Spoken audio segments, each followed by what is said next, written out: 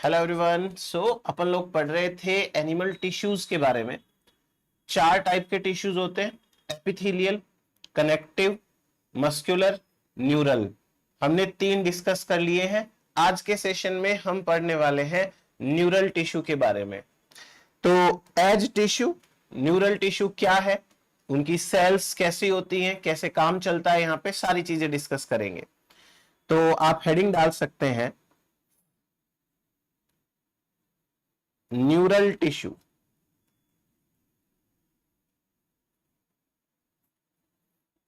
सबसे पहले तो न्यूरल टिश्यू है वो बॉडी का ऐसा टिश्यू है जो बॉडी को कंट्रोल करता है। हमें किसी भी तरीके का कोई भी स्टिमुलस मिलता है तो ये टिश्यू तो एक्टिव होगा ही होगा। अगर किसी ने हमको आवाज भी लगाई है तो हमारे कानों के अंदर वो आवाज जाती है, ऑल्फैक्टरी न्यूरॉन्स होते हैं, वो कैप्चर करते हैं, ब्रेन को सिग्नल देते हैं, ब्रेन वापस सिग्नल भेजता है, हम रेस्पॉन्ड करते हैं। आवाज की तरफ देखेंगे, किसने लगाई आवाज। तो न्यूरल टिश्यू या नर्वस सिस्टम बॉडी का मोस्ट इंपॉर्टेंट में से एक टिश्यू, एक सिस्टम होता है। तो इसकी सबसे पहली खास बात, अगर अपन ओरिजिन के पॉइंट ऑफ व्यू से बात करें, उत्पत्ति इसकी, तो ओरिजिन कहां से होती है, तो न्यूरल टिश्यू है उसकी ओरिजिन होती है फ्रॉम एपिडर्मिस। एपिडर्मिस से ये बनता है। दूसरी इंपॉर्टेंट बात, इसका काम क्या है वैसे, इसका काम है to control over body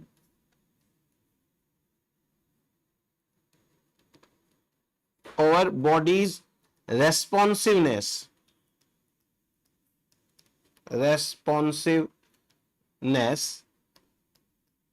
to changing condition, to changing condition. Responsiveness to changing condition का मतलब, आप एक जगह पे बैठे हो, आपके आसपास का वातावरण शांत है, अचानक से वहां कुछ हुआ और आपने रेस्पॉन्स दिया, तो चेंजिंग कंडीशन के अनुसार आपका रेस्पॉन्स क्या है, उसको कंट्रोल करने का काम किसका है, ये न्यूरॉन का है और नर्व टिश्यूज का है। अब ये जो नर्व टिश्यू होते हैं, अब चूंकि टिश्यू है तो tissue is the group of cells. कितने टाइप के सेल्स से ये मिलके बनता है वो बात कर लेते हैं अपन। तो जो नर्व टिश्यू है, इस नर्व टिश्यू के अंदर बेसिकली चार टाइप की सेल्स होती हैं, 4 टाइप्स ऑफ सेल्स। चार तरीके की सेल्स है यहां पे। कौन कौन सी चार तरीके की सेल्स है? पहली, इन्हें बोलते हैं न्यूरॉन्स। न्यूरॉन्स जो है वो मेन कंडक्टिंग सेल्स है, मेन कंडक्टिंग सेल्स। मेनली जो सिग्नल का कंडक्शन होता है ना, एक से दूसरे ऑर्गन तक पहुंचाना, वो न्यूरॉन्स ही करते हैं। दूसरा, दूसरे टाइप की जो सेल्स है उन्हें कहते हैं न्यूरोग्लिया।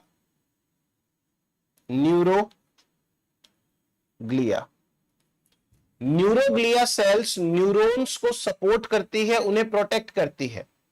आप ऐसे समझो कि आपके पास में कोई बहुत इंपॉर्टेंट चीज है, वो आपने रख दी, अब इसके सराउंडिंग में आपको इसे सपोर्ट करने के लिए, प्रोटेक्ट करने के लिए कुछ ना कुछ लगाना पड़ेगा।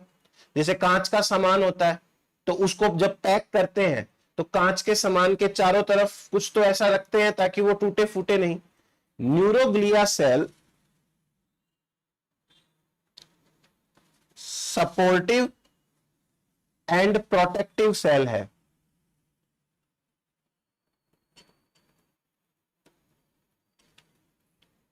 प्रोटेक्शन देती है, सपोर्ट देती है। तीसरे टाइप की सेल्स है, इन्हें कहते हैं ependymal cells. Ependymal cells. Ependymal cells क्या होती हैं? ऐसी सेल्स जो कि एपिथेलियम बनाती हैं, उन्हें एपेंडिमल सेल्स बोलते हैं। Epithelium forming sales. तो ये एपेंडिमल सेल्स हैं। और चौथे टाइप की सेल्स है, इन्हें कहते हैं न्यूरोसिक्रेटरी सेल्स। Neurosecretory cells. नाम से स्पष्ट है कि ये कुछ ना कुछ सिक्रीशन करती है। इन्हें न्यूरोट्रांसमीटर बोल सकते हैं, या हो सकता है ये कुछ हार्मोन का सिक्रीशन करती हो, हार्मोन या ऐसे सब्सटेंस जो दूसरे न्यूरॉन्स को रेगुलेट करते हैं, न्यूरो ट्रांसमीटर्स, ये भी रिलीज करने का काम करती है। तो आप एक बार देखेंगे तो ये 4 टाइप की सेल्स है। इन चारों टाइप की सेल्स के अलग अलग फंक्शंस मैंने आपको बताए, ये होता है यहां पे। अब अपन एक एक करके सेल पढ़ते हैं। पहले न्यूरॉन्स पढ़ते हैं। तो न्यूरॉन के बारे में सारी जानकारी लेंगे। सबसे पहले न्यूरॉन क्या है, स्ट्रक्चर क्या होती है, कैसे काम करता है, सब देखो। Neuron, very first of all, ये एक सेल जैसी सेल होती है, जैसे बाकी सेल होती है जिनमें प्लाज्मा मेम्ब्रेन है, जिनके अंदर न्यूक्लियस होता है, जिनमें माइटोकॉन्ड्रिया होता है, वैसे ही ये भी एक सेल ही है। तो न्यूरॉन क्या है? Neuron is a type of cell. ये एक टाइप ऑफ सेल है, कोशिका का प्रकार होती है। दूसरी बात, अगर हम काम के हिसाब से बात करें तो न्यूरॉन्स जो है वही सेल्स हैं जो कंडक्शन करती है इंपल्स का। तो इनका काम है इंपल्स कंडक्शन एंड एक्साइटेशन।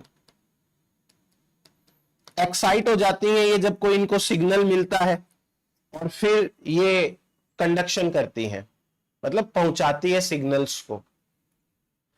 चूंकि नर्व सिस्टम के अंदर यही वो सेल्स होती हैं जो कंडक्शन का काम करती है। हम नॉर्मल जब सेल बायोलॉजी पढ़ते हैं तो हम नहीं कहते कि cell is the structural and functional unit of life. कोशिका जीवन की आधारभूत संरचनात्मक और क्रियात्मक इकाई है। वैसे ही जो न्यूरॉन है वो नर्व सिस्टम की यूनिट होती है। तो इसे हम कहते हैं unit of structural and functional unit of nerve system. Structural and functional unit of nerve system. Nerve system की स्ट्रक्चरल और फंक्शनल यूनिट होती है। ठीक है, उसके बाद में देखो और चीज अपन समझते हैं। अगर मैं इसके स्ट्रक्चर की बात करूं, क्योंकि स्ट्रक्चर समझना जरूरी है, अगर मैं स्ट्रक्चर की बात करूं तो इसकी स्ट्रक्चर को वैसे तो 2 मेन पार्ट के अंदर डिवाइड किया जाता है, पर इसके 3 पार्ट्स बता रखे हैं, 3 पार्ट्स। कौन कौन से 3 पार्ट्स हैं, आराम से समझो। देखो, ये है मान लो कोई एक न्यूरॉन। न्यूरॉन का जो पहला पार्ट होता है उस पार्ट को कहते हैं सेल बॉडी। इसे क्या कहेंगे? Cell body. अभी सब समझाऊंगा डायग्राम बना के आराम से। सेल बॉडी का ही दूसरा नाम है साइटोन, तो इसे सेल बॉडी बोल दो या साइटोन बोल दो, एक ही बात है। क्लियर? दूसरा देखो, दूसरा अभी ये पार्ट, इसको पार्ट ना बोल के मैं ऐसे ही लिख देता हूं कि ये पार्ट है प्रोसेस। अब प्रोसेस का मतलब क्या होता है मैं वो बता दूंगा। पहले समझो प्रोसेस दो टाइप के होते हैं, प्रोसेस दो टाइप के होते हैं। एक तो होता है एक्सोन और दूसरा होता है डेंड्राइट। डेंड्राइट तो आप ना पहले आराम से ये देखो, तो तीन पार्ट हो गए, सेल बॉडी, एक्सोन और डेंड्राइट। तो एक न्यूरॉन के तीन पार्ट है। अब यहां हमारे पास में एक नया शब्द आ गया, प्रोसेस। प्रोसेस का मतलब क्या है? तो आप बिना ज्यादा दिमाग लगाए सिर्फ इतना सा याद रखो, प्रोसेस का मतलब है एक तार जैसी संरचना, एक फिलामेंट जैसी संरचना। एक छोटा सा जो तार होता है वैसी वाली स्ट्रक्चर को प्रोसेस कहते हैं। तो प्रोसेस का मीनिंग क्या है वो आप साइड में लिख लेना। प्रोसेस का मतलब है कि फिलामेंट, जिसे आप हिंदी में तंतु बोल सकते हो या एक तार बोल सकते हो, फिलामेंट जैसी स्ट्रक्चर, फिलामेंट लाइक स्ट्रक्चर, और ये पतली होती है तो इसे प्रोसेस कहते हैं। बस हो गया अपना काम कंप्लीट। तो ये तो बात हो गई न्यूरॉन्स के बारे में कि न्यूरॉन के स्ट्रक्चर में क्या क्या प्रेजेंट है। अब मैं आपको एक बार के लिए इसकी स्ट्रक्चर बना के समझाता हूं आराम से, तो आप ध्यान से देखते जाओ कि इसमें क्या क्या चीजें हमें देखनी है। देखो, मैं ना अभी अपने समझने के लिए एक बार एक राउंड स्ट्रक्चर बना रहा हूं। आप ऐसे समझो ये कुछ भी नहीं है, ये है ही नहीं, बस मैं डायग्राम अच्छे से बना पाऊं उसके लिए ये मैंने बनाया है। ये पार्ट है main cell body, main cell, समझ गए? सेल, हर सेल में प्लाज्मा मेम्ब्रेन होती है ना। न्यूरॉन की जो प्लाज्मा मेम्ब्रेन है वो प्लाज्मा मेम्ब्रेन आउटग्रोथ करती है। जैसे मान लो ये प्लाज्मा मेम्ब्रेन है और ये प्लाज्मा मेम्ब्रेन ऐसे आउटग्रोथ करेगी इस प्रकार से। ये प्लाज्मा मेम्ब्रेन है और ये प्लाज्मा मेम्ब्रेन जगह जगह से आउटग्रोथ करती है, ऐसे ये आउटग्रोथ करती है। अभी अभी मैंने आपको एक चीज लिखाई है, प्रोसेस का मतलब क्या है? प्रोसेस का मतलब है पतली तार जैसी संरचना। तो ये पतले पतले तार निकल रहे हैं ना। अच्छा, ये भी याद रखना, एक चीज और जोड़ लो, फिलामेंट जैसी स्ट्रक्चर जो सेल बॉडी से निकलती है, जो सेल बॉडी से निकलती है, ये ऐड करो उसमें।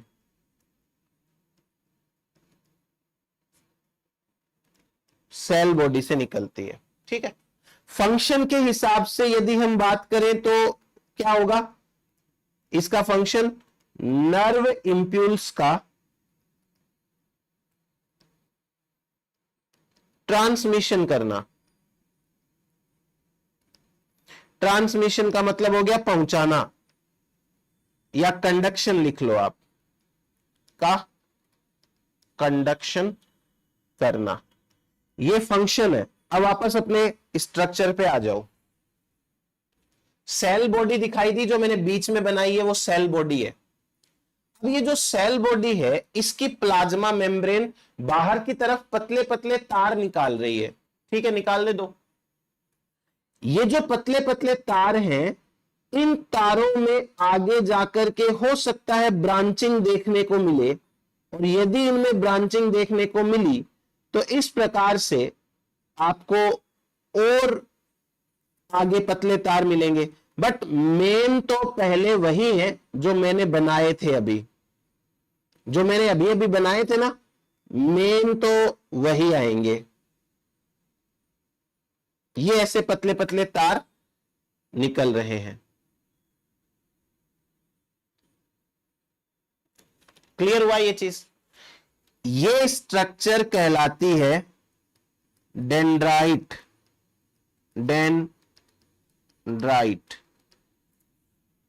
डेंड्राइट या आप इसे कहते हो कि इसे ये अभी कह सकते हो प्रोसेस। समझ गए? अब यदि मैं अभी के लिए आपको ऐसे ही पूछूं इस न्यूरॉन में कितने डेंड्राइट है, तो आप आराम से बताओ 1 2 3 4 5। यहां पे 5 डेंड्राइट है, ज्यादा हो सकते हैं कम हो सकते हैं, तो यहां टोटल 5 डेंड्राइट्स हैं। 5 तार तो निकल गए, अब एक और तार निकालते हैं। सेल बॉडी से एक और पतला सा तार जैसा स्ट्रक्चर निकलेगा, यह भी एक तरीके की प्रोसेस ही है। यह पतला सा तार है, यह भी एक प्रोसेस है। इस तार को कहते हैं एक्सॉन। अब जैसे डेंड्राइट आगे जाके ब्रांचिंग में चले गए, वैसे ही ये एक्सॉन भी आगे जाके ब्रांचिंग ऐसे बनाता है। पर इसकी ब्रांचिंग की खास बात, इसकी जो ब्रांचिंग होती है वो ब्रांचिंग अपने टिप भाग से, आगे के भाग से ऐसे फूली हुई रहती है। इसे कहते हैं नोब, सिनेप्टिक नोब। अभी समझना मेरी बात को, ये चीज समझ में आई आपको? डेंड्राइट और डेंड्राइट के बाद में एक्सॉन बनाया। अभी नाम नहीं लिख सकता क्योंकि इसमें बहुत सारी चीजें लिखनी पड़ेगी। एक बार सेल बॉडी के ऊपर आ जाओ। सेल बॉडी के अंदर सबसे पहले तो न्यूक्लियस, ये है न्यूक्लियस। जैसे नॉर्मल सेल्स में होता है वैसे न्यूक्लियस है, कोई दिक्कत ही नहीं है।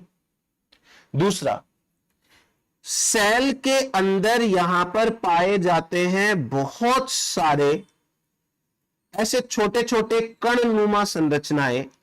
ये ग्रेनुअल्स हैं, ये छोटे छोटे कण पाए जाते हैं इस प्रकार से। इन कणों को कहते हैं नीसेल ग्रेनुअल्स। इनका नाम है नीसेल ग्रेनुअल, नीसेल्स ग्रेन्यूल। अब आप पूछेंगे सर ये नीसेल ग्रेन्यूल क्या है?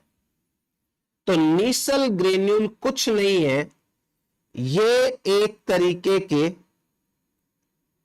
एमआरएनए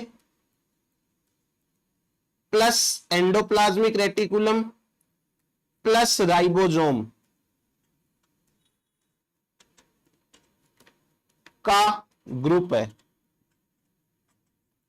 अब आप इमेजिन करो, एमआरएनए, एंडोप्लाज्मिक रेटिकुलम, राइबोसोम सारे एक जगह इकट्ठा हो गए, और ये तीनों के तीनों कोशिकांग, तीन ही 2 कोशिकांग, ईआर राइबोसोम और एक ये एमआरएनए, इन तीनों का काम क्या है? प्रोटीन सिंथेसिस का। तो नीसेल ग्रेनुअल का काम क्या निकल के आया? इसका काम निकल के आया protein synthesis. Protein synthesis. Clear हुआ ये चीज आपको? तो ये है नीसेल ग्रेनुअल के बारे में। अब और बात करते हैं। अभी ये जो सेल बॉडी है, इस सेल बॉडी के अंदर इतना जो पार्ट है ये कहलाता है सेल बॉडी। आप साइटोन भी बोल सकते हो, सेल बॉडी भी बोल सकते हो। इस सेल बॉडी के अंदर बहुत सारे fibre fibre fibre fibre fibre fibre जैसे स्ट्रक्चर्स होते हैं। इन्हें बोलते हैं न्यूरल फाइबर्स। इन्हें क्या बोलेंगे?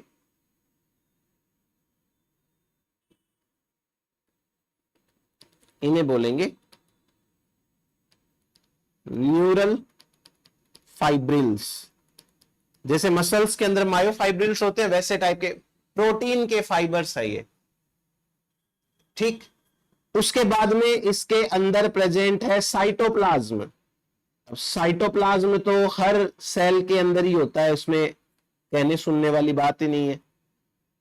और साइटोप्लाज्म के अंदर क्या क्या होगा, जो एक नॉर्मल सेल के अंदर होता है वो सब होगा यहां पे।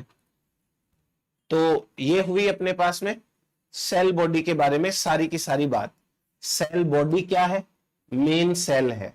दूसरा यहां पे न्यूक्लियस है, फाइबर्स है, ईआर, राइबोसोम और एमआरएनए, ये सारे ऐसे ग्रुप में प्रेजेंट होते हैं। तो छोटे छोटे कण कण कण जैसे बन जाते हैं, इन्हें निजल ग्रेनुअल कहते हैं। और निजल ग्रेनुअल का काम होता है प्रोटीन सिंथेसिस का। ये इतना काम हो गया अपने पास में। डेंड्राइट्स क्या है, डेंड्राइट्स धागेनुमा संरचना है, प्रोसेस है, और प्रोसेस का काम क्या होता है वो आपको पता ही हो गया। क्लियर हुआ इतना? अब आगे बात करते हैं। आगे आपको एक बड़ा सा लंबा सा स्ट्रक्चर दिखाई दे रहा है, इसे हम कहते हैं एक्सोन। यहां से लेकर के और लास्ट तक का जो पार्ट है that is known as axon. ये एक्सोन कहलाता है, ठीक है। अब और एक खास बात, जहां से एक्सोन जुड़ता है सेल बॉडी से, उस वाले भाग को कहते हैं एक्सोन हिल्लॉक।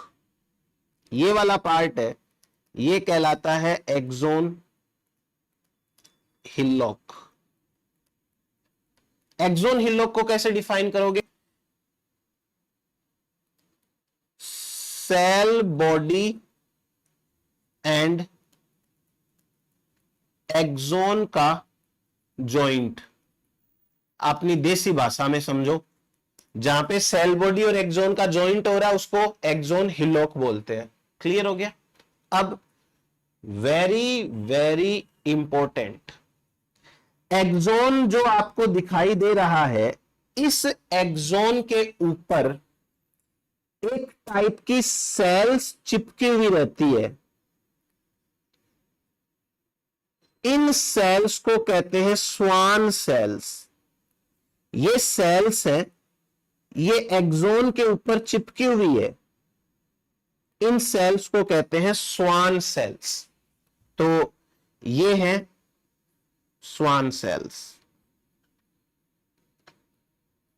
स्वान सेल्स, ठीक है। अब इन स्वान सेल की खास बात है। क्या खास बात है? ये स्वान सेल अपने चारों तरफ लिपिड और प्रोटीन की एक मोटी सी लेयर को रिलीज करती हैं। इस प्रकार से हर स्वान सेल अपने चारों तरफ लिपिड और प्रोटीन की, मेन तो उसमें लिपिड ही ज्यादा होता है, लिपिड और प्रोटीन की एक लेयर बना लेती है। और इस लेयर को कहते हैं माइलिन शीथ। क्या कहते हैं इसको? Myelin sheath. अभी बता दूंगा मैं आपको।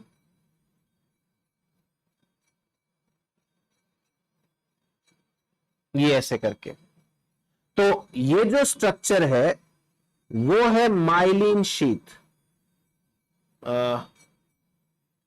माइलिन शीथ,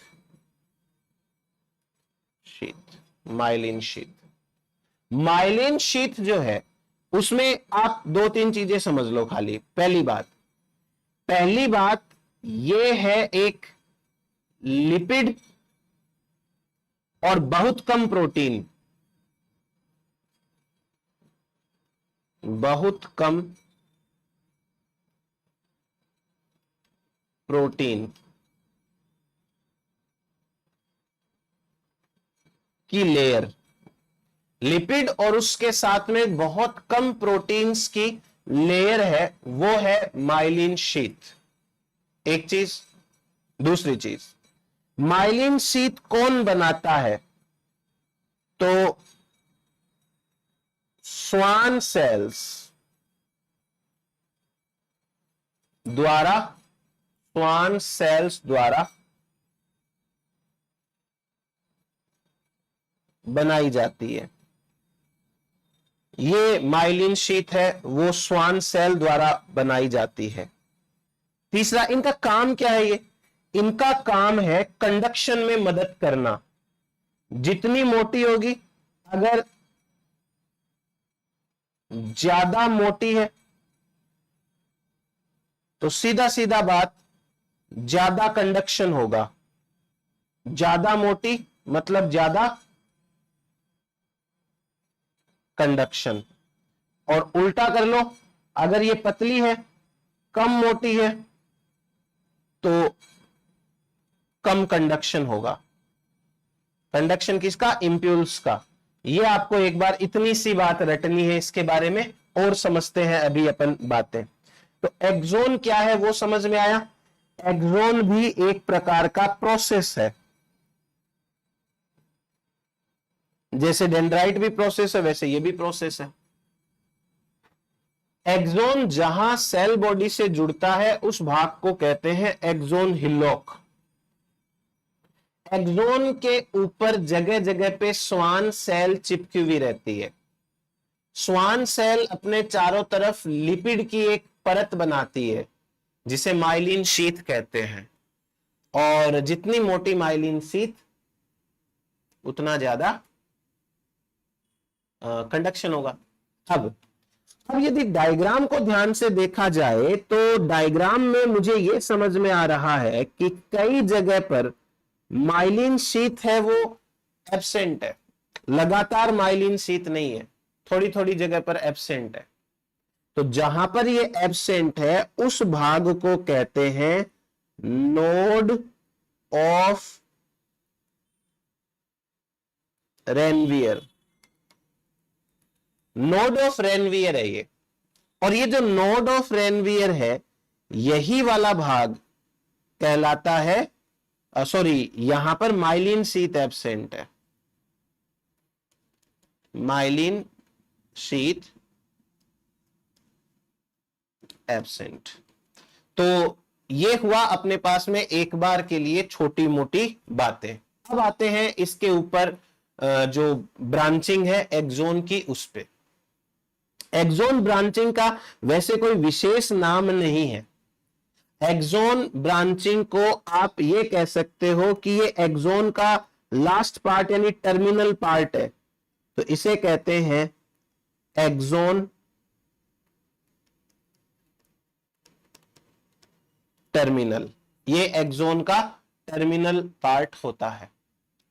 एक्सोन का जो टर्मिनल पार्ट है वो फूला हुआ है सबसे लास्ट में, इसको बोलते हैं सिनेप्टिक नोब। नोब का मतलब गांठ, घुंडी, फूला हुआ भाग। सिनेप्टिक नोब के अंदर न्यूरोट्रांसमीटर है। सिनेप्टिक नोब के अंदर एक केमिकल भरा है जिसका नाम है न्यूरोट्रांसमीटर। Neuro transmitter. ये न्यूरोट्रांसमीटर कई प्रकार के होते हैं। एक तो ऐसे होते हैं जो दूसरे न्यूरॉन को उत्तेजित करते हैं, एक ऐसे होते हैं जो दूसरे न्यूरॉन को दबा देते हैं, संदमित करते हैं। खैर, अभी एक चीज समझो, ये तो हो गया एक न्यूरॉन का खेल पूरा। अब क्या होता है कि जो इसके बाद अगला न्यूरॉन होगा ना, जैसे बॉडी के अंदर सेल ऐसे ही तो होती है ना, एक सेल, उसके बाद दूसरी सेल, फिर उसके बाद तीसरी सेल, फिर चौथी सेल, ऐसे। तो एक न्यूरॉन, उसके पीछे दूसरा न्यूरॉन, फिर उसके पीछे तीसरा, चौथा, पांचवा, ऐसे करके।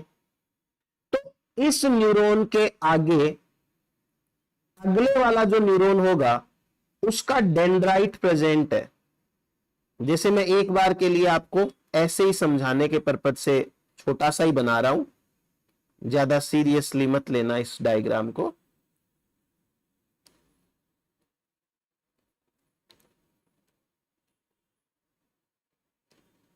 ये ऐसे, ये है दूसरे न्यूरॉन का डेंड्राइट। डेंड्राइट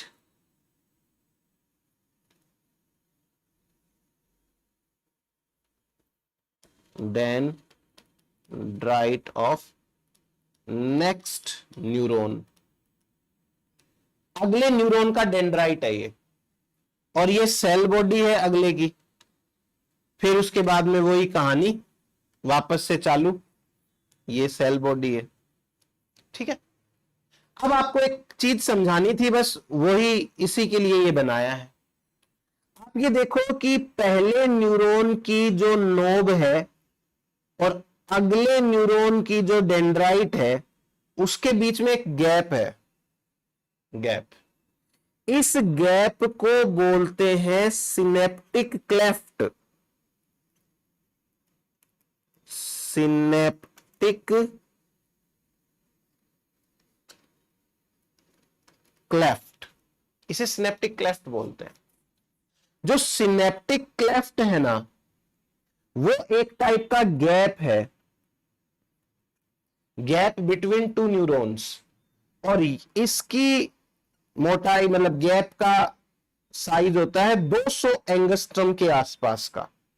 तो ये 200 एंगस्ट्रम का गैप है, ये है सिनेप्टिक क्लेफ्ट। समझ में आया? तो जो न्यूरोट्रांसमीटर है, वो न्यूरोट्रांसमीटर इस गैप में छोड़ देते हैं, फिर अगला न्यूरॉन है वो एक्साइट हो जाता है ऐसे करके। तो एक बार के लिए आप इतनी चीजें समझो, इस डायग्राम को ध्यान से देखो, इसमें क्या क्या चीजें हैं, फिर आगे बात करते हैं। अब अपन समझते हैं न्यूरॉन के टाइप्स। न्यूरॉन के कितने टाइप्स होते हैं, वो किस बेसिस पे होते हैं। देखो, हमारा टॉपिक है टाइप्स ऑफ न्यूरॉन्स।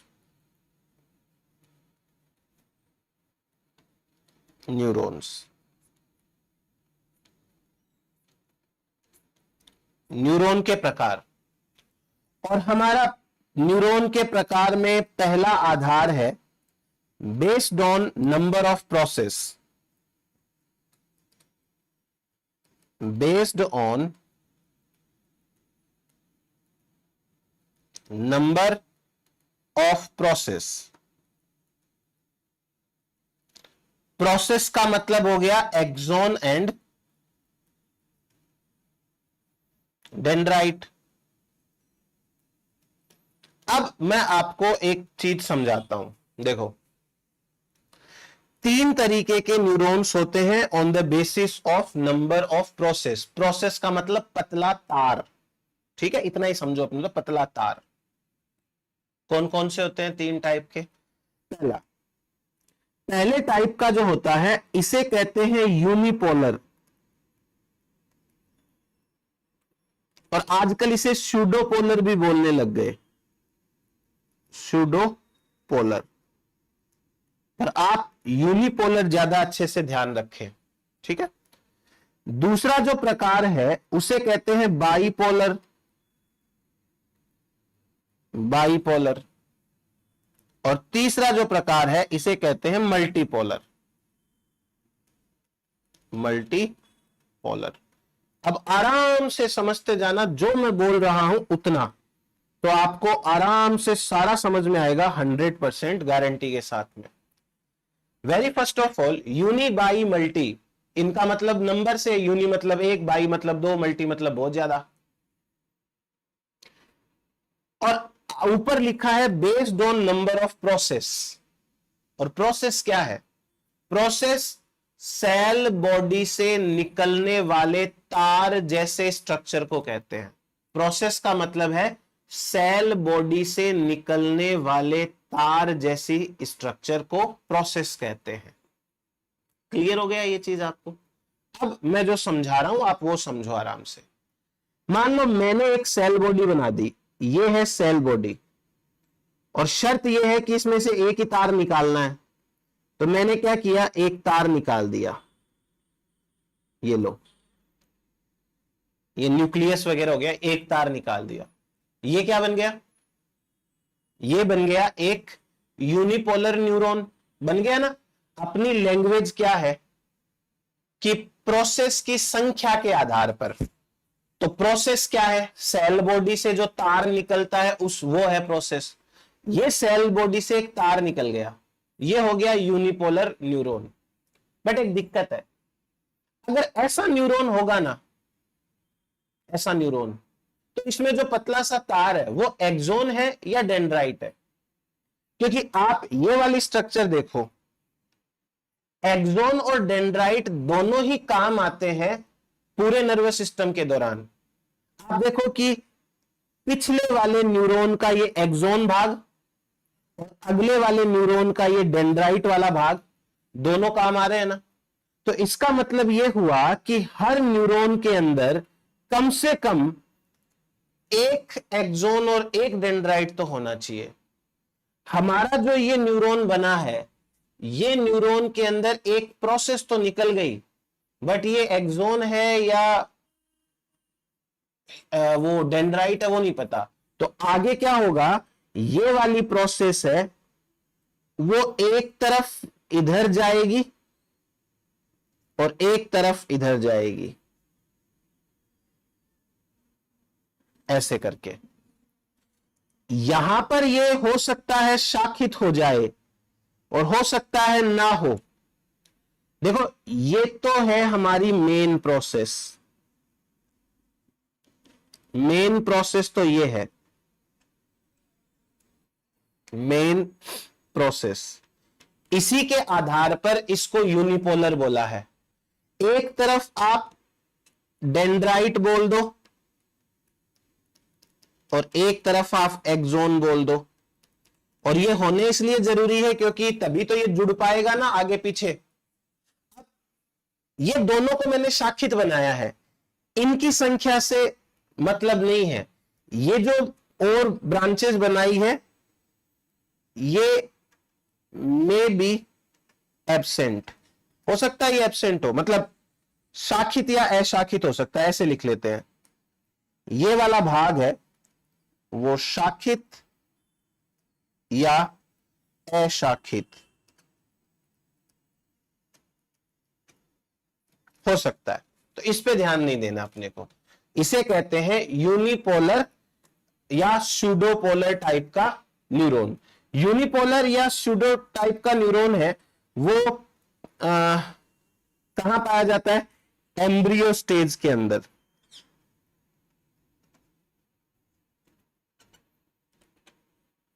ये एम्ब्रियो स्टेज में पाया जाता है। अब आ जाओ बाइपोलर पे। बाइपोलर का मतलब आपको मेन दो प्रोसेस निकालनी है। तो जैसे मैंने बना दिया ये सेल बॉडी, अब इससे मेरे को दो निकालनी है, तो क्यों ना एक इस तरफ निकाल दूं और एक इस तरफ निकाल दूं। ये भी मेन प्रोसेस है जिसके आधार पे अपन ने इसका नाम बाई रखा है।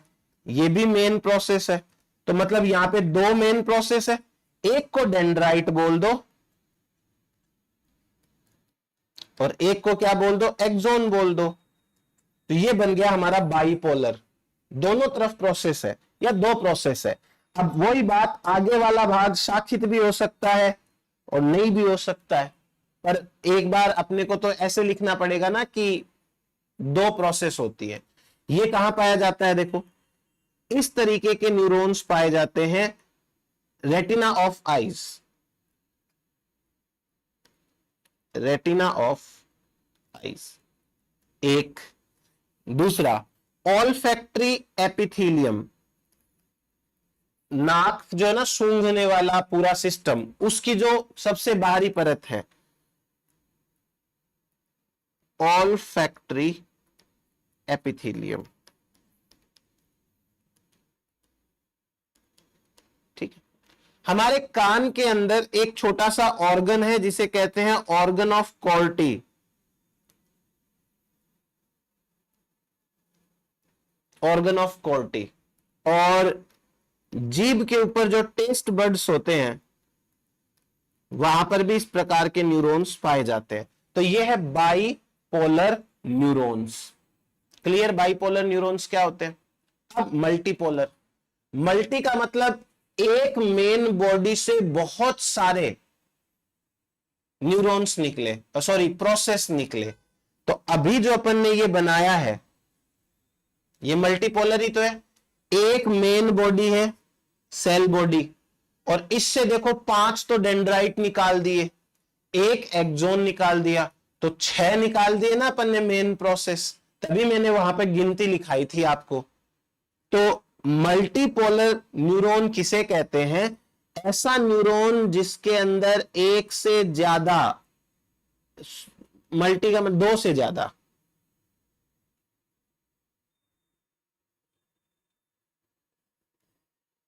ये ऐसे निकलता है।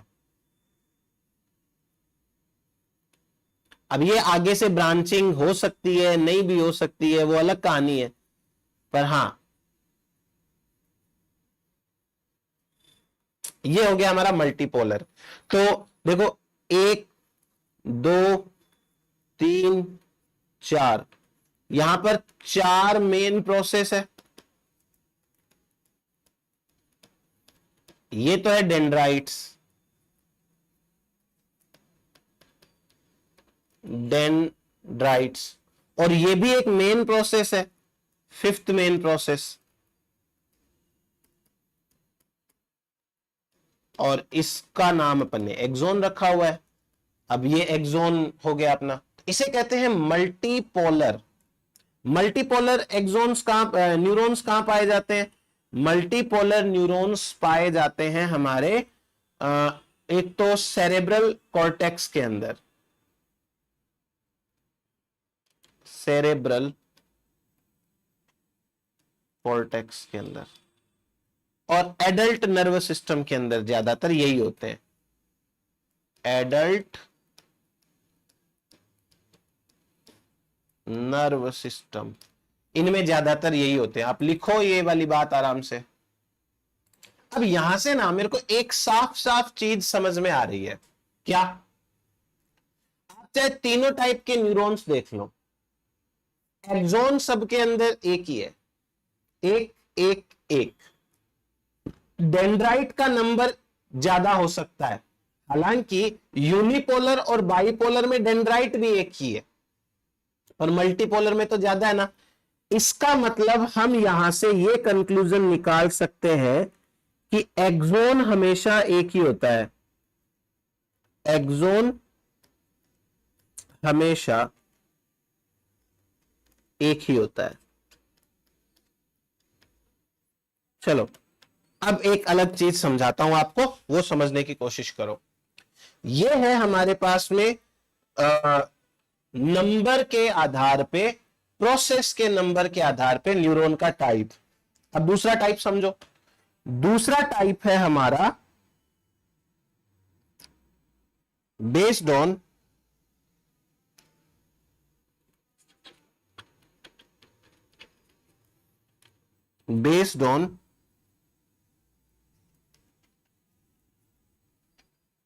प्रेजेंस और absence of myelin sheath. Myelin sheath, myelin sheath है कि नहीं है उसके आधार पे 2 तरीके के न्यूरॉन्स होते हैं। पहला जो न्यूरॉन होगा वो होगा माइलिनेटेड, माइलिनेटेड, या इसको कहते हैं modulated neuron. Modulated neuron, myelinated neuron या मॉड्यूलेटेड न्यूरॉन।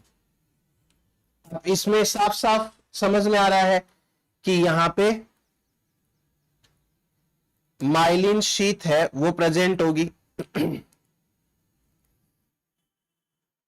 यहां पे स्वान सेल्स हैं वो प्रेजेंट है, माइलिन शीथ भी प्रेजेंट है।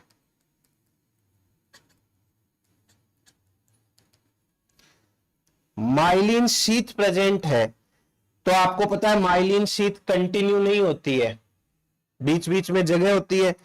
तो यहां पे नोड ऑफ रेनवियर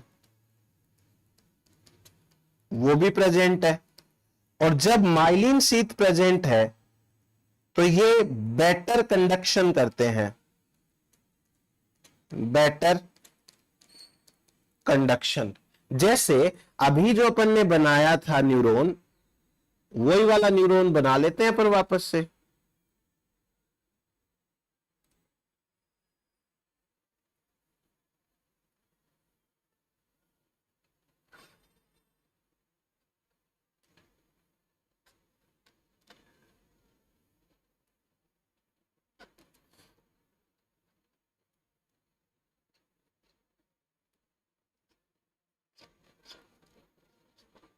ऐसे अब इसके अंदर स्वान सेल्स हैं, तो ये स्वान सेल्स हैं, और स्वान सेल्स है वहां पे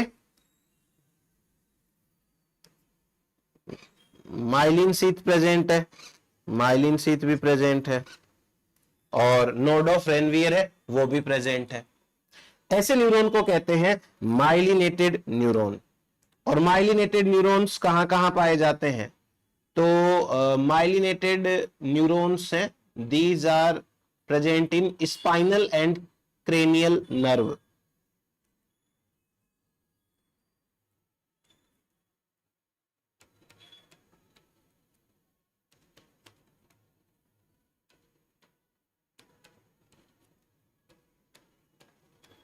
स्पाइनल नर्व और क्रेनियल नर्व, इन दोनों जगह पर ये पाए जाते हैं। तो ये तो हुआ अपने पास में माइलिनेटेड या मॉड्यूलेटेड न्यूरॉन। अब दूसरा देखो, इसे कहते हैं नॉन माइलिनेटेड, नॉन माइलिनेटेड, या इसे बोल सकते हैं नॉन मॉड्यूलेटेड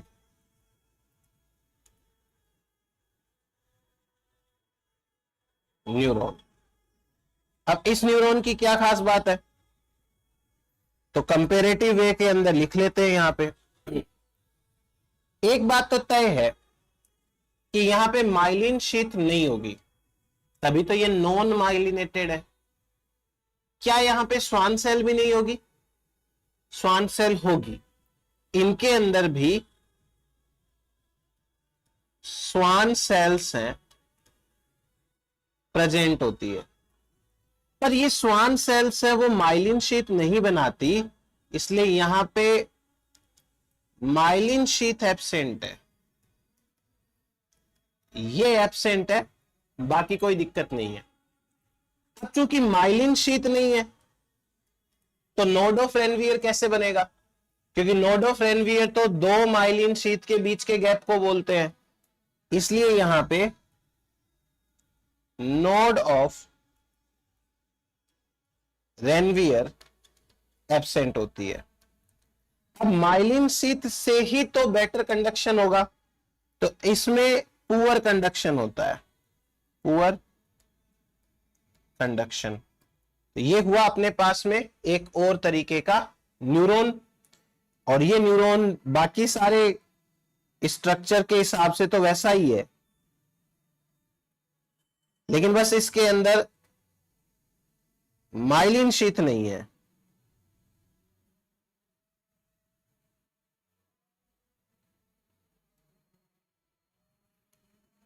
और ये बाकी वैसे ही दिखता है। स्वान सेल्स तो प्रेजेंट है, तो स्वान सेल्स तो अपन बना लेंगे, ये स्वान सेल्स है, इसके साथ में ये प्रेजेंट है। नॉन माइलिनेटेड न्यूरॉन है वो कहां पाया जाता है? नॉन माइलिन न्यूरॉन है वो पाया जाता है सोमेटिक न्यूरल सिस्टम के अंदर, ऑटोनोमस एंड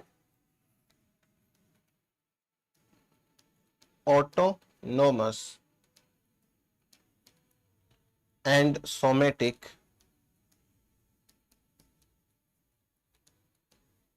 न्यूरल सिस्टम के अंदर। अब ये ऑटोनोमस, सिंपैथिक, पैरासिम्पैथिक, ये क्या है वो भी थोड़ी देर में अभी बताऊंगा। तो ये अपने पास में हो गई पूरी की पूरी कहानी न्यूरॉन के बारे के अंदर। न्यूरॉन कैसे है, क्या स्ट्रक्चर है, क्या टाइप्स है, वो सारी बातें। अब छोटी मोटी और चीजें मैं आपको समझा देता हूं। देखो, जो नर्व सेल होती है ना, वो बॉडी की सबसे लॉन्गेस्ट सेल होती है। नर्व सेल, कोई भी ऑर्गेनिज्म हो, लॉन्गेस्ट सेल ऑफ बॉडी। जैसे यदि मैं बात करूं जिराफ की, तो जिराफ की जो नर्व सेल है वो 1 मीटर तक लंबी होती है, 1 मीटर लंबी। जैसे यदि मैं ह्यूमन की बात करूं, तो ह्यूमन की नर्व सेल जो हमारे पीठ में है वो 0.9 मीटर तक होती है। चाहे कोई भी ऑर्गेनिज्म हो, अगर लॉन्गेस्ट सेल की बात आएगी तो लॉन्गेस्ट में नर्व सेल लॉन्गेस्ट सेल होती है। ये एक चीज क्लियर आपको। अब उसके बाद में और बातें करते हैं अपन। दूसरे टाइप की हमारी जो सेल्स है, these are the neuroglial cells. Neuroglial cells, जैसे मैंने आपको पहले लिखवा दिया है कि जो न्यूरोग्लियल सेल्स होती हैं, these cells are the supportive cells. ये सपोर्ट करने का काम करती है। इन्हें हम ग्लियल सेल्स भी बोलते हैं। ग्लियल सेल्स कैसे काम करती है देखो। जैसे मान लीजिए कि ये कोई न्यूरॉन है,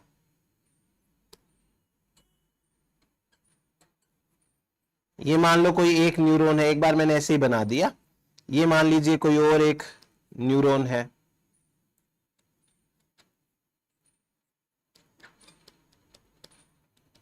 ये तो हो गए अपने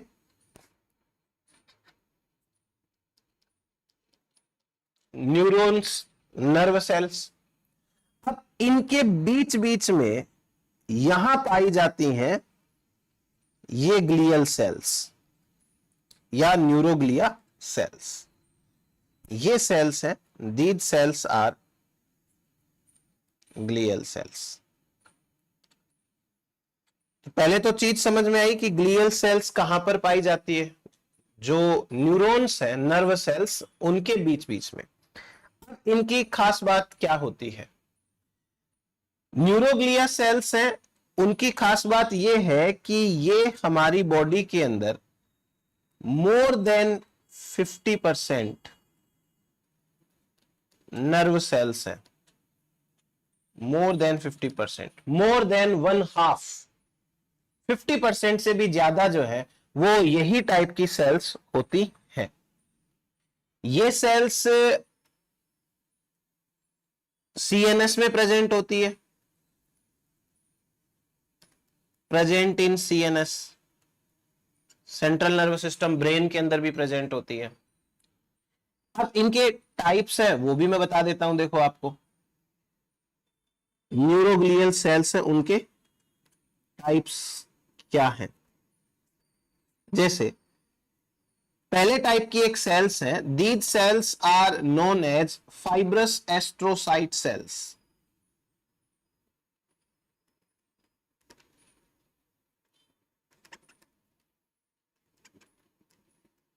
एस्ट्रोसाइट सेल्स। एस्ट्रोसाइट सेल्स क्या होती हैं? जो स्टार के आकार की होती है, तारे जैसी होती है। अगर आप इनको ध्यान से देखेंगे तो ये सेल्स इस प्रकार से ऐसी सी कुछ सेल्स होती हैं, स्टार शेप की होंगी, एस्ट्रोसाइट सेल्स है वो कहलाती हैं। These are highly branched cells, highly branched type की सेल्स होती हैं। दूसरे टाइप की जो सेल्स होती हैं वो होती हैं protoplasmic astrocyte cells. Protoplasmic astrocyte astrocytes. Protoplasmic astrocytes क्या होती हैं? जिनका साइटोप्लाज्म की वजह से ऐसे जो प्लाज्मा मेम्ब्रेन है वो जिग जैग हो जाती है और स्टार शेप की एक स्ट्रक्चर सी बन जाती है। तो इस तरीके की सेल्स है वो एस्ट्रोसाइट सेल्स कहलाती हैं। तीसरे टाइप की जो सेल्स हैं, these are microglia cells. Microglia cells. Microglia cells तर्करूपी होती है, स्पिंडल शेप की, स्पिंडल शेप्ड होती हैं। और स्पिंडल शेप्ड होती हैं वो कुछ इस प्रकार से, और ये यहां पे ब्रांचिंग वगैरह इनकी पाई जाती है ऐसी। और last but not least, oligodendrocytes. Oligodendrocytes.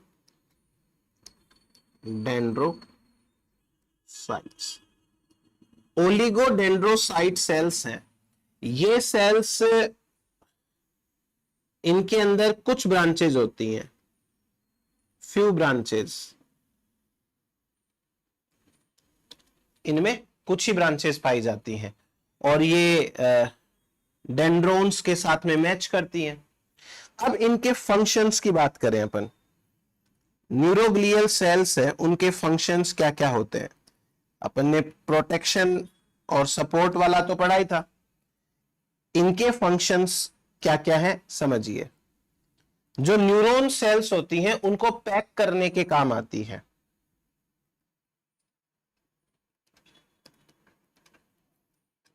Packing of neurons, मतलब न्यूरॉन्स के चारों तरफ होती हैं तो न्यूरॉन्स है वो पैक हो जाते हैं।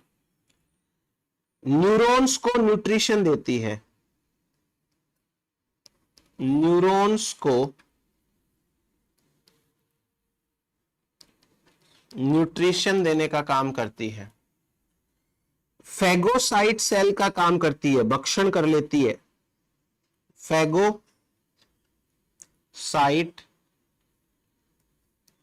का काम, यानी कि जो माइक्रोब्स वगैरह आएंगे ना तो उनको पकड़ लेंगी ये। फिर न्यूरॉन्स को कनेक्ट करती है, न्यूरॉन्स को कनेक्ट करने का काम भी करती है। तो ये हुआ हमारे पास में न्यूरोग्लियल सेल्स के बारे में। अब उसके बाद में नेक्स्ट टाइप की जो सेल्स है वो है एपेंडिमल सेल्स। तीसरे टाइप की सेल्स है एपेंडिमल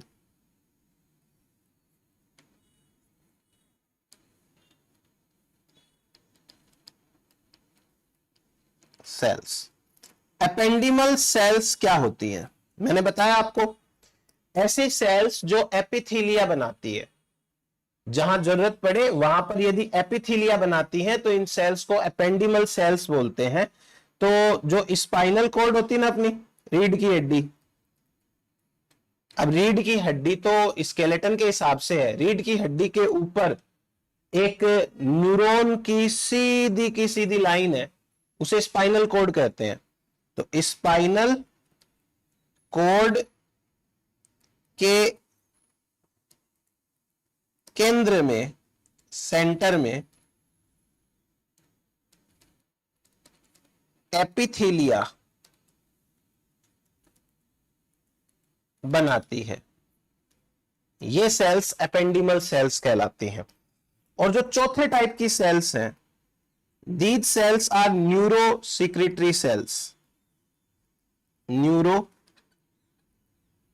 सिक्रेटरी सेल्स, ऐसी सेल्स जो कुछ ना कुछ सिक्रीशन करती हैं, उन्हें न्यूरो सिक्रेटरी सेल्स है वो कहते हैं।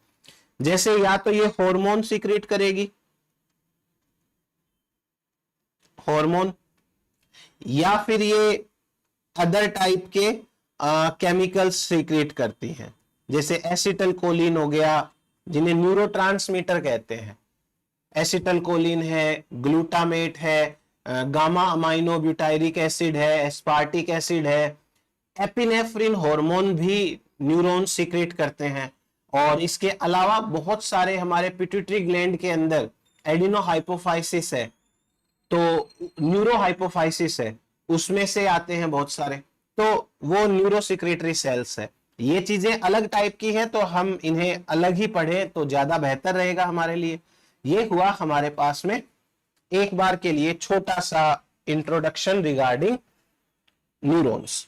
अब अपन एक इंट्रो लेते हैं रिगार्डिंग नर्वस सिस्टम।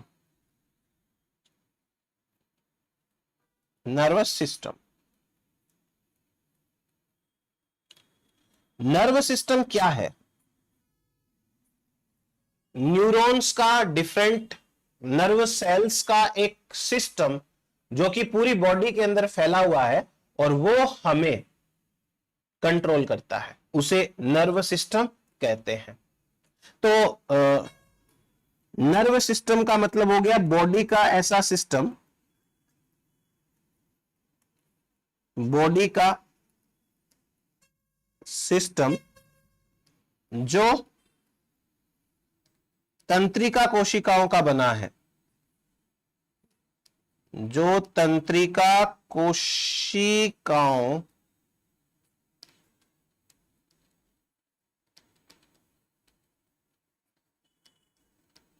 का बना है, और इसका काम है हमें कंट्रोल करने का। ठीक, अब यदि मैं सिंपल से सिंपल की बात करूं, जैसे हाइड्रा है, हाइड्रा लोअर इनवर्टिब्रेट है, ये लोअर इनवर्टिब्रेट। तो हाइड्रा के अंदर सबसे सिंपल टाइप का नर्वस सिस्टम है, सिंपल नर्वस सिस्टम। अब सिंपल नर्वस सिस्टम क्या है? ये सिंपल नर्वस सिस्टम ये है कि यहां केवल न्यूरॉन्स पाए जाते हैं, न्यूरोग्लिया हो गए, वो एपेंडिमल सेल्स हो गए, वो कुछ भी नहीं है, केवल और केवल न्यूरॉन्स का जाल है ये, केवल न्यूरॉन्स का जाल। किसमें पाया जाता है? हाइड्रा के अंदर, या लोअर इनवर्टिब्रेट जो निम्न अकशेरुकी होते हैं उनके अंदर पाया जाता है। फिर इनसे थोड़ा सा एडवांस इंसेक्ट्स के अंदर, इंसेक्ट्स, इंसेक्ट्स में क्या होता है कि ब्रेन प्रेजेंट है, दिमाग प्रेजेंट है, ब्रेन प्रेजेंट, और ब्रेन प्रेजेंट है तो थोड़ा सा कॉम्प्लेक्स हो गया। यहां पर न्यूरॉन्स के साथ साथ एंड गैंग्लिया भी प्रेजेंट होते हैं। गैंग्लिया की हिंदी नहीं आती मुझे, गैंग्लिया प्रेजेंट, पर गैंग्लिया क्या होते हैं वो मैं आपको अच्छे से समझा दूंगा। देखो, ये है हमारे पास में एक इंसेक्ट, और उस इंसेक्ट का ये नर्वस सिस्टम है, और नर्वस सिस्टम में एक ऐसे फूली हुई स्ट्रक्चर है इस प्रकार से, इसको बोलते हैं गैंग्लियन। और ऐसा अगर मान लो बहुत बार प्रेजेंट है, बहुवचन, तो गैंग्लिया। ये फूली हुई स्ट्रक्चर है, इसको बोलते हैं गैंग्लियन, एक वचन। और जो गैंग्लिया है वो बहुवचन है। अब यदि आप इस गैंग्लियन को कट करके देखोगे तो आपको एक चीज पता चलेगी। क्या पता चलेगी? बहुत सारे न्यूरॉन्स की जो सेल बॉडी होती है, वो सेल बॉडी जब एक साथ इकट्ठा होती है तो उस ग्रुप को बोलते हैं गैंग्लियन। क्या है यहां पे,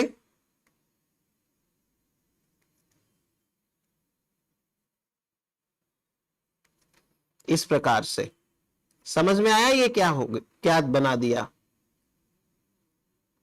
ऐसे, इसको गैंग्लियन कहते हैं। ये जो स्ट्रक्चर आपको दिखाई दे रही है, this structure is the group of cell bodies, और इसी ग्रुप को क्या बोलते हैं, गैंग्लियन। तो इंसेक्ट्स के अंदर गैंग्लियन पाए जाते हैं, बहुत सारे न्यूरॉन्स है वो ऐसे इकट्ठे हो जाते हैं। तो आप अगर ऐसे जाल सा देखोगे ना, पूरा का पूरा नेटवर्क सा, जैसे मान लो ये न्यूरॉन्स का नेटवर्क है, तो आपको बहुत सारी जगहों के ऊपर गैंग्लियंस मिलेंगे ऐसे, ये गैंग्लियंस है तो इन्हें गैंग्लिया बोल देंगे। ये किस में पाया जाता है, इंसेक्ट्स के अंदर। और हम अगर अपनी बात करें तो हमारे अंदर तो और भी ज्यादा कॉम्प्लेक्स सिस्टम है, हमारे अंदर मोर कॉम्प्लेक्स नर्व सिस्टम है।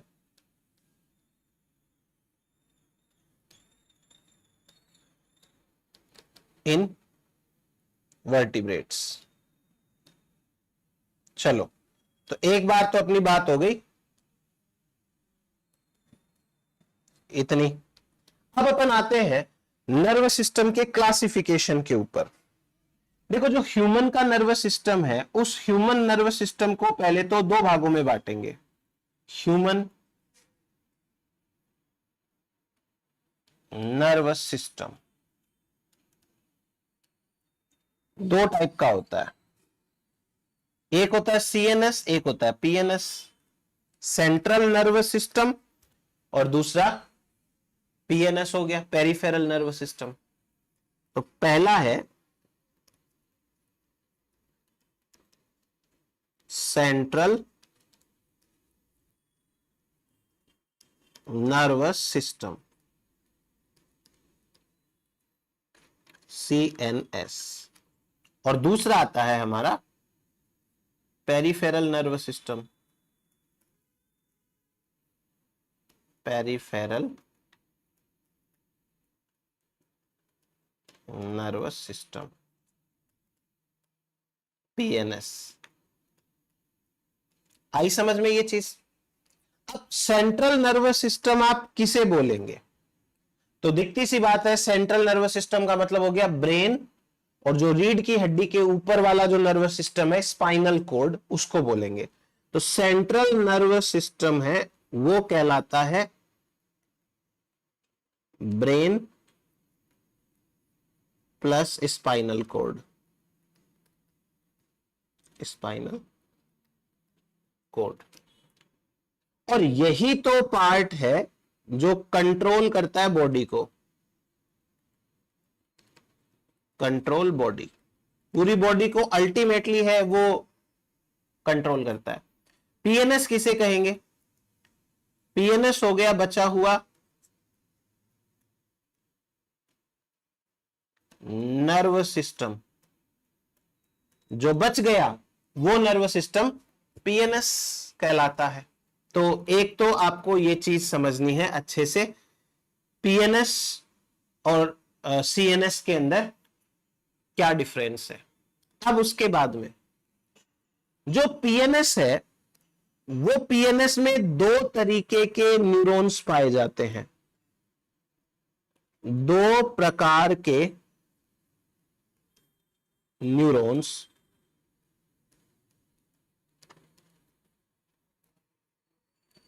Present in PNS. पीएनएस के अंदर दो प्रकार के न्यूरॉन्स प्रेजेंट है। कौन कौन से दो प्रकार के न्यूरॉन्स प्रेजेंट है, देखो। पहला, इन्हें कहते हैं सेंसरी न्यूरॉन्स, सेंसरी, या इन्हें कहते हैं एफरेंट न्यूरॉन। और जो दूसरे प्रकार के हैं, इन्हें कहते हैं मोटर न्यूरॉन, या इन्हें कहते हैं इफरेंट न्यूरॉन। अब देखो एफरेंट और इफरेंट के अंदर क्या अंतर है, पहले तो आप वो समझो, और एक मतलब ट्रिक टाइप बोल सकते हो आप, उसके हिसाब से बात करते हैं अपन। A for efferent, A for आना, कोई चीज आती है तो उसे बोलते हैं एफरेंट, ठीक है।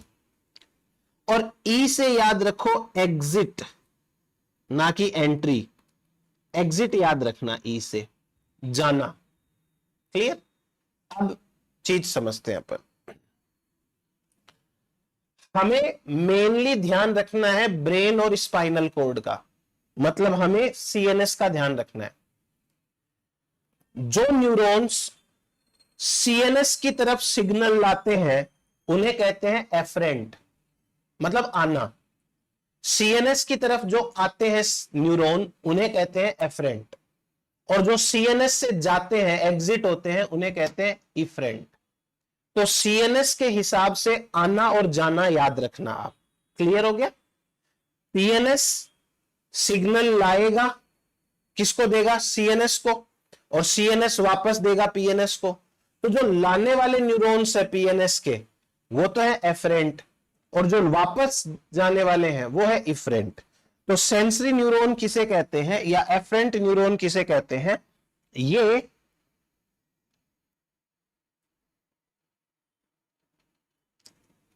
सेंसरी ऑर्गन्स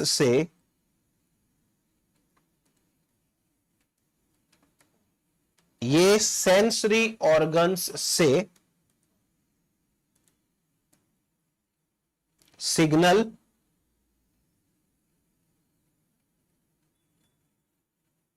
सीएनएस की ओर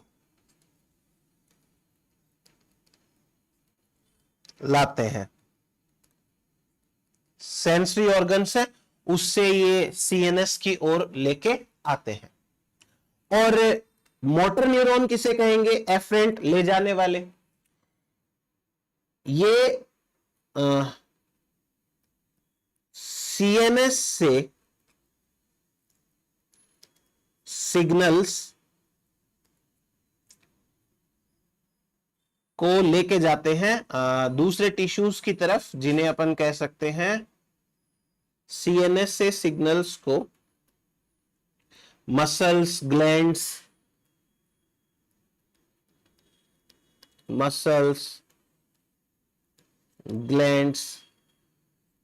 की ओर ले जाते हैं, बस। तो ये हो गए हमारे पास में दो तरीके के न्यूरॉन्स जो कहां पाए जाते हैं? सीएनएस के अंदर, और सॉरी पीएनएस के दो टाइप के न्यूरॉन्स हैं। अब आगे बात करें अपन, देखते हैं पीएनएस को दो भागों में बांटा है। पीएनएस के प्रकार, पीएनएस दो टाइप का होता है। एक को कहते हैं somatic nervous system, somatic nervous system, SNS, और एक को कहते हैं ऑटोनॉमिक नर्वस सिस्टम। एकदम आसान है ये, ऑटोनॉमिक नर्वस सिस्टम।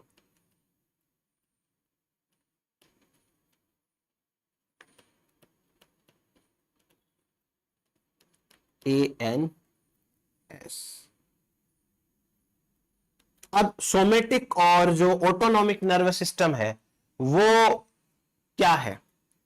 देखो हमने ना अभी पिछले लेक्चर के अंदर मसल्स पढ़ी थी, तो अपन ने दो टाइप के मसल्स मेनली देखे थे। वैसे तीन टाइप के मसल्स होते हैं, दो टाइप मतलब मैं कैसे बता रहा हूं, ऐच्छिक और अनैच्छिक, वॉल्यूंटरी और नॉन वॉल्यूंटरी। जिसको आप अपनी मर्जी से यूज कर सकते हो और जिसको आप अपनी मर्जी से यूज नहीं कर सकते, वही कॉन्सेप्ट यहां लगाना है। ऑटोनॉमस मतलब अपने आप, यानी कि वो हो गए अनैच्छिक। जो ऑटोमेटिक है, वो अपने आप चलते हैं, वो अनैच्छिक हो गए। तो सोमेटिक कौन हो गए? जिनको हम अपनी मर्जी से चला सकते हैं, ऐच्छिक हो गए। अब आप समझो कि ये पीएनएस में जो सोमेटिक और ऑटोनॉमिक है उसका मतलब क्या है। ऐसे न्यूरॉन्स जो ब्रेन से सिग्नल को ऐसे भागों में ले जाते हैं जिन पे हमारा कंट्रोल है, जैसे मसल्स है। अब मान लो मैं ये पिन चुभाऊं, ठीक, तो मैं पिन चुभो रहा हूं, मेरे दिमाग में सिग्नल जा रहे हैं कि यहां दर्द हो रहा है, पर यहां की जो मसल्स है इसको मैं अपनी मर्जी से हिला सकता हूं और मेरा मन कर रहा है नहीं हटाऊंगा हाथ। तो ये जो सिग्नल जा रहे हैं वो जा रहे हैं सिंपैथिक सोमेटिक नर्वस सिस्टम के ऊपर, सोमेटिक नर्वस सिस्टम में। अब दूसरी चीज, यही पिन यदि मेरे किसी ऐसे बॉडी पार्ट को टच करे, स्मूथ मसल्स को टच करे जिनको मैं कंट्रोल नहीं कर सकता, तो वो वाले न्यूरॉन्स जो होते हैं उन्हें ऑटोनॉमिक नर्वस सिस्टम कहते हैं। तो ये सोमेटिक नर्वस सिस्टम कौन सा होता है? सोमेटिक नर्वस सिस्टम वो होता है जो सिग्नल्स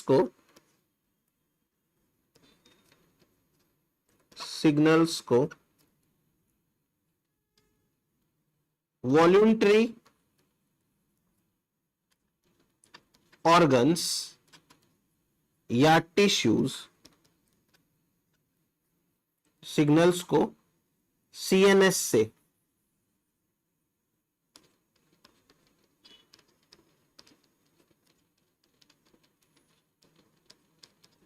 वॉल्यूंटरी ऑर्गन्स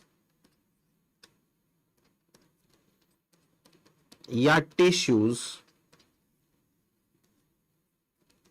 की ओर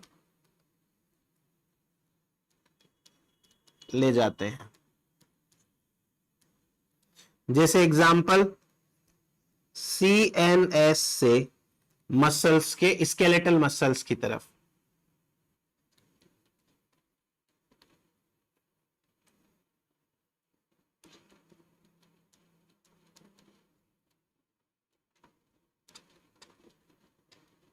सीएनएस से जब स्केलेटल मसल की तरफ लेके जाते हैं तो वो वाले न्यूरॉन्स कहलाते हैं सोमेटिक। और ऑटोनॉमिक, अब इसका उल्टा कर लो। ऑटोनॉमिक के अंदर क्या होता है? इनवॉल्यूंटरी ऑर्गन्स की तरफ लेके जाते हैं सिग्नल्स को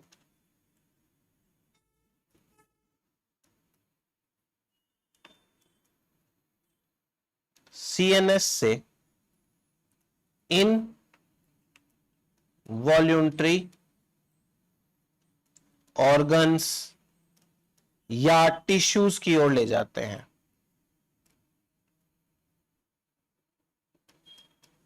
टिश्यूज की ओर ले जाते हैं। तो इनको अपन क्या कहते हैं? इनको कहते हैं autonomic nervous system.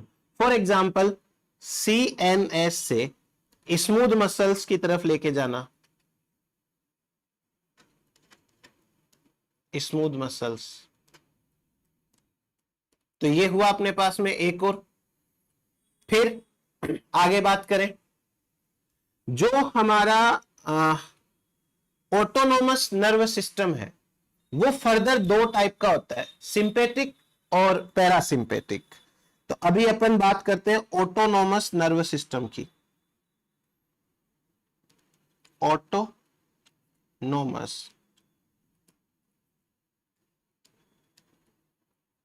Nervous system.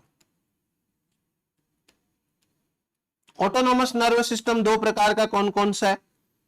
एक तो ये सिंपैथिक, सिंपैथेटिक, और एक है ये पैरासिम्पैथेटिक। पैरा का मतलब होता है बिना, पैरा सिंपैथेटिक।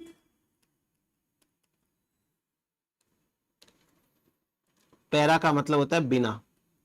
अब एक सिंपल सी मैं जो चीज समझा रहा हूं अपनी लोकल भाषा में वो समझो। सिंपैथी का मतलब होता है दया, दया दिखाना। सिंपैथी, बेचारा चलो इसकी हेल्प कर देते हैं, वो टाइप।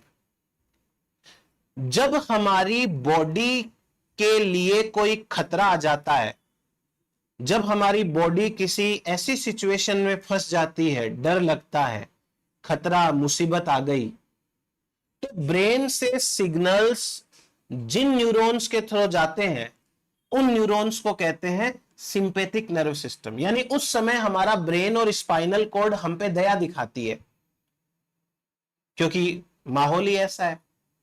ऐसे में ये न्यूरॉन्स की वजह से हमारा ब्लड प्रेशर बढ़ेगा, हमारी ब्रीदिंग रेट बढ़ेगी, हमारा जो है वो ब्लड का फ्लो बढ़ जाएगा, हार्ट रेट बढ़ जाएगी, तो हमको एक बार अचानक से ताकत सी मिल जाएगी और हम उस मुसीबत से भागेंगे या सामना करेंगे। पैरासिम्पेथिक, बिना दया के, आपने बढ़िया खाना खा लिया, अच्छा सा एकदम पेट भर के मस्त, और फिर आप आराम करना चाहते हो, तो आपका ब्रेन और आपका स्पाइनल कॉर्ड आप पे कोई दया नहीं दिखाएगा। कोई मुसीबत में थोड़ी हो, आपने तो उल्टा अच्छा काम किया है।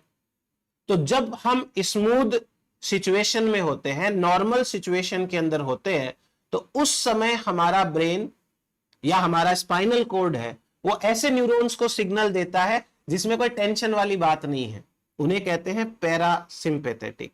तो सिंपेथेटिक और पैरासिम्पेथेटिक में क्या डिफरेंस है वो अपन बात कर लेते हैं। पैरासिम्पेथेटिक नर्व सिस्टम जब डेंजर कंडीशन हो, डेंजर, फ्लाइट एंड फाइट या फाइट एंड फ्लाइट बोलते हैं अपन नॉर्मली, लड़ने मरने मारने की बात हो, जब डेंजर, फाइट, फ्लाइट जैसी सिचुएशन हो,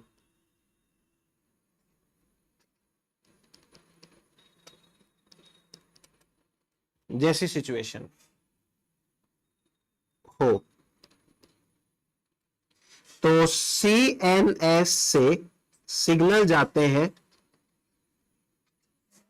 सिंपैथेटिक नर्व सिस्टम को, उसको जाते हैं सिग्नल। इससे अल्टीमेटली क्या होगा, हार्ट रेट बढ़ेगी, हार्ट रेट इंक्रीज होगी, इससे बीपी बढ़ेगा, बीपी इंक्रीज हो जाएगा, इससे ब्रीदिंग रेट बढ़ जाएगी, ब्रीथ रेट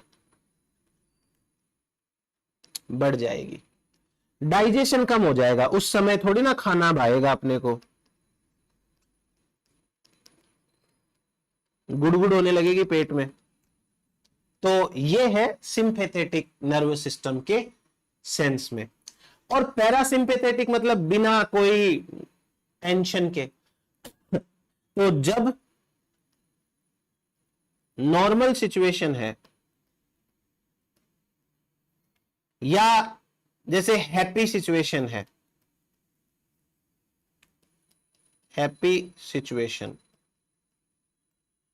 है, तो ऐसे केस के अंदर जो सीएनएस है उससे सिग्नल जाएंगे सिंपैथेटिक को, सॉरी पैरासिम्पेथेटिक को, पैरा सिंपैथेटिक को। जैसे एग्जाम्पल है, आपने खाना खाया, रेस्ट किया, रेस्टिंग कंडीशन है, जैसे डाइजेशन चल रहा है आपकी बॉडी में, तो उस कंडीशन के अंदर ये हुआ अपने पास में। एक और चीज, अब आगे एक छोटी सी बात और समझते हैं। अब एक लास्ट चीज और समझाता हूं यहां पे मैं आपको। एक और नर्व सिस्टम का टाइप है जो कि पेरिफेरल नर्व सिस्टम, पीएनएस का ही एक पार्ट है, इसे कहते हैं visceral nerve system. Visceral nerve system. अब पहले तो आप ये समझो कि it is the part of peripheral nervous system, peripheral nervous system, ये पेरिफेरल नर्वस सिस्टम का पार्ट है। अब इसको समझने से पहले एक शब्द का मतलब समझो, विसेरा का मतलब क्या होता है। हमारी बॉडी के जो अंदर के ऑर्गन्स हैं, इंटरनल ऑर्गन्स, बाहर वाले नहीं, इंटरनल ऑर्गन्स, उनको बोलते हैं विसेरा। विसेरा का मतलब हो गया internal organs of body, body के अंदर के ऑर्गन्स। क्लियर हो गया। अब हमारे ब्रेन और हमारी जो पीठ है, मतलब स्पाइनल कॉर्ड है, इसको छोड़ दो एक बार और इमेजिन करो कि हमारी बॉडी के अंदर के ऑर्गन्स कौन कौन से हैं। डाइजेस्टिव सिस्टम हो गया, हार्ट हो गया, लीवर हो गया, किडनी हो गई, ये सारे के सारे। इन सभी ऑर्गन से जितने भी न्यूरॉन्स निकलते हैं, वो सारे न्यूरॉन्स सीएनएस को जाएंगे और सीएनएस से निकलने वाले सारे न्यूरॉन्स जो इनके पास आते हैं, उनको बोलते हैं विसेरल नर्वस सिस्टम। तो आप विसेरल नर्वस सिस्टम को ऐसे समझो,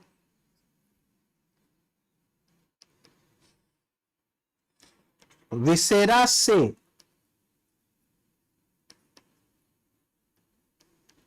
निकलकर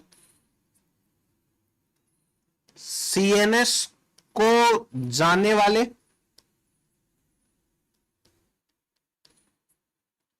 वह सीएनएस से निकलकर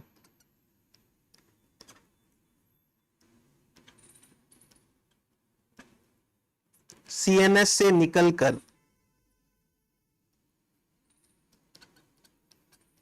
विसेरा को आने वाले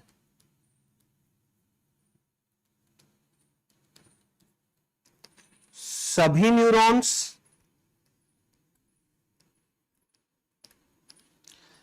सभी फाइबर्स सभी गैंग्लिया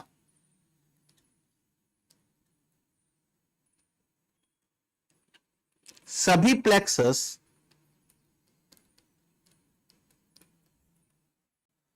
को विसेरल नर्व सिस्टम कहते हैं।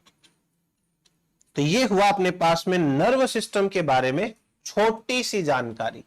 बाकी जब अपन नर्व सिस्टम पढ़ेंगे तो बात करेंगे अलग से। तो ये इतनी आप जानकारी याद रखो, बाकी नेक्स्ट लेक्चर में मिलते हैं। Thank you.